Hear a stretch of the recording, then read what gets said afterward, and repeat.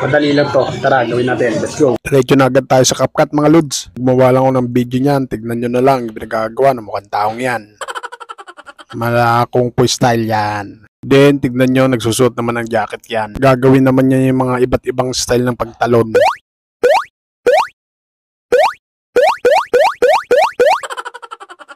Ayan, napagod na. Balik na ulit tayo sa ating tutorial. Ibaba natin yan gamit ang overlay. Piliin lang natin yung overlay. Then, i-drag natin yan papunta dun sa harapan. Then, yung isang clip na naiwan, ibaba rin natin yan gamit ang overlay. Kaduktong nga pala yan. I-split ko na yan kanina, hindi ko lang pinakita sa video. Tapos, burahin natin yung hindi natin kailangan na dyan. Basta itapat lang natin yung puting guhit dun sa hindi natin kailangan. Tapos, piliin lang natin yung split. Then, burahin natin hindi natin kailangan. Tapos, drag natin yan sa unahan. Kapag goods na, focus pa rin tayo dyan. Focus pa rin kayo doon sa puting guhit. Itapat lang natin yan sa anggulong pag-post niya. Basta tapat nyo lang doon sa malinaw yung kitang-kita yung pagmumukha ng mukhang taong yan. Then, piliin natin yung freeze. Kapag nakapag-freeze na, burahin natin yung nasa unahan. Hindi natin kailangan. Hapin lang natin yung delete. Tapos, yung pinrest natin, tabi muna natin. Then, ganun din gagawin natin dyan sa susunod. Basta itatapat nyo lang yung puting guhit na yan dun sa gusto nyong i-freeze.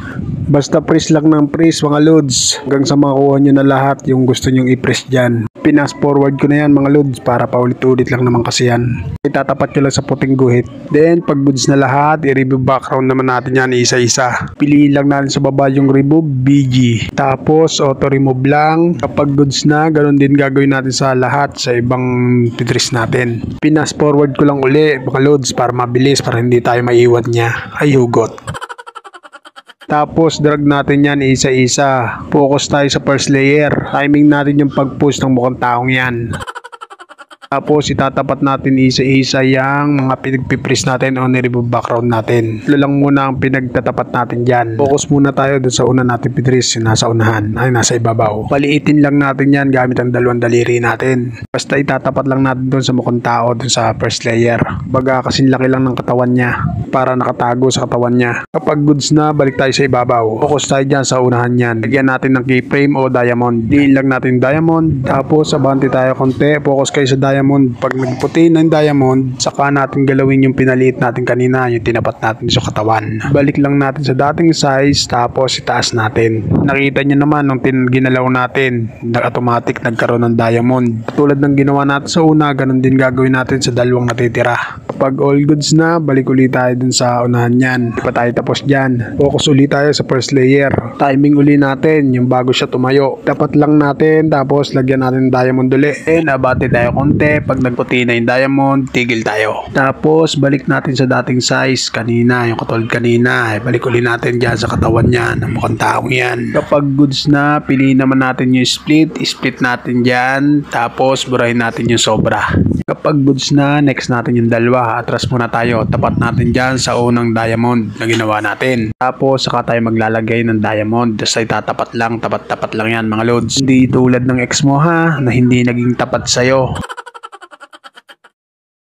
Pag all goods na, check natin kung anong kalalabasan yan. Yan, ang kalalabasan yan. Tapos, hindi pa tayo tapos. Yan din ang gagawin natin sa mga natitirang mga pinrest natin. Same process lang yan, mga loads. Basta tapat-tapat lang yung mga diamond yan. Forward na ulit, mga loads. Pag all goods na tayo dyan, export muna natin yan. Hindi pa tayo tapos dyan na, huwag kayong magbadali. Balik ulit tayo dyan sa ginagawa natin. Tapos, add natin yung in-export natin kanina. Piliin nyo lang yung plus. Nakikita nyo yung plus na yan.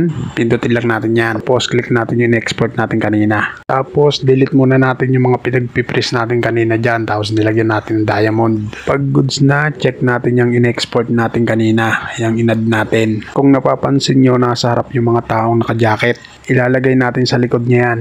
Click lang natin yung second clip, yung natirang di natin binura. Baba natin yan gamit ang overlay. Focus kayo sa baba. Piliin natin yung overlay. Tapos, hold lang natin yan. Drag natin yan dun sa unahan. Pagpantay lang natin yan yung first layer at second layer. Hindi pa tayo tapos dyan. I-remove background natin yung binaba natin yan.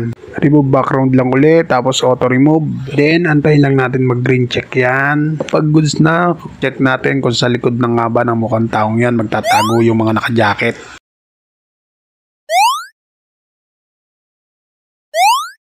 Kapag all goods na, ready to export na natin mga lods. Sana nasundan at sana nakatulong. Kung nakatulong, pa-share naman para malaman ng iba. At kung umabot ka sa bidyong ito, pakipollow mo na lang din ako para mas maraming tutorial ang mapanood mo. Paano mga lods, salamat sa inyong panonood at thank you Lord.